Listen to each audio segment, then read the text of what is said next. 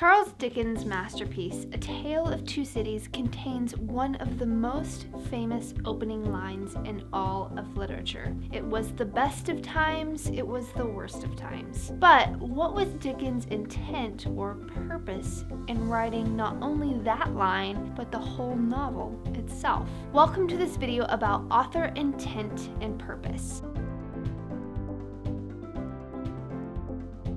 An author writes with a purpose, whether it's to persuade, inform, or entertain. Let's take a look. Do you like pie? I do. It doesn't matter what kind of pie you like, as long as you remember the 3 letters that make up pie. Because that's how you can remember the intent and purpose categories authors use most. The P stands for persuade, the I stands for inform, and the E stands for entertain. See? It's easy as pie. Now, let's take a closer look at the technique writers use to persuade, inform, and entertain. Now, it may seem really easy to determine whether the author means to persuade, inform, or entertain, but in some cases, it isn't. First, let's remember that writing encompasses a number of different fields. There are book authors, as we've noted. There are reporters who write for daily newspapers. Advertising and marketing representatives write on behalf of clients. In all cases, they're writing with an intent in mind.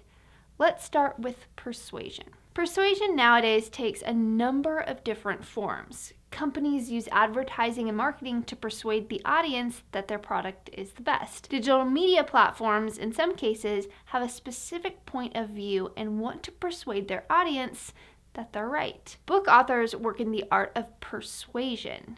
Any number of diet books on the market seek to persuade you that their plan will work for you. One of the most popular books of all time relies on persuasion. Dale Carnegie's How to Win Friends and Influence People tries to persuade you that you too can become more popular. Then there's inform. News reporters have been informing the public for centuries on the important news of the day, but novelists also inform. They inform by recounting important historical events or analyzing data and presenting evidence to back up the claims. Let's take a look at a few books that aim to inform. The Paradox of Choice, Why More is Less, explains in an informative way how the endless choices we have contribute to anxiety and depression. Any cookbook like The Joy of Cooking informs us how to use ingredients to make certain foods. And Flags of Our Fathers informs us about the story behind the most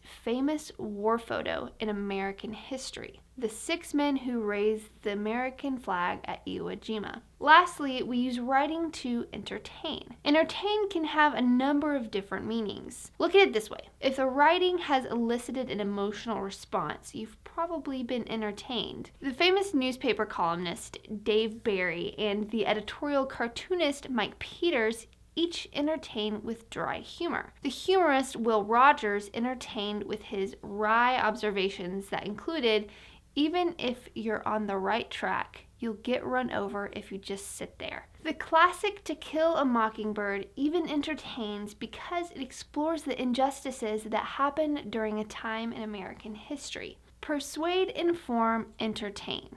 Remember, it's as easy as eating pie. So that's our look at an author's intent and purpose. I hope that this overview was helpful. If you enjoyed it, then please give us a thumbs up and subscribe to our channel for future videos.